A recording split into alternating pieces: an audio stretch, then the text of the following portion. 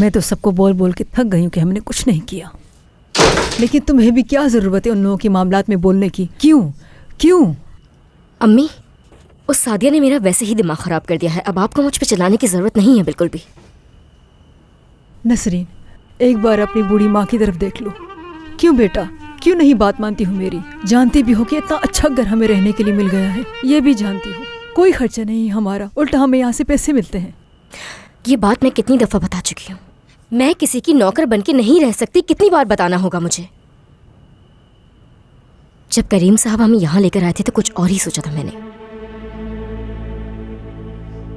लेकिन शायद गलत थी मैं। यहाँ की औरतों को हमारा शुक्रगुजार होना चाहिए, लेकिन इंसानियत तक नहीं है उनमें। बात सुनो, हम थोड़े से पैसे जमा कर लेते हैं, फिर यहाँ से चले जाएंगे।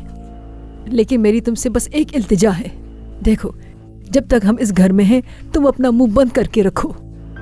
अम्मी, उस औरत ने मुझे इतना बुरा भला कहा सिर्फ इसलिए कि मैंने सच बताया। इस सब के बाद मैं कैसे चुप रह सकती थी? ठीक है, मैं तुम्हारे लिए खाने को कुछ लेकर आती हूँ। मेरी सारी भूख मर चुकी है उन लोगों की वजह से।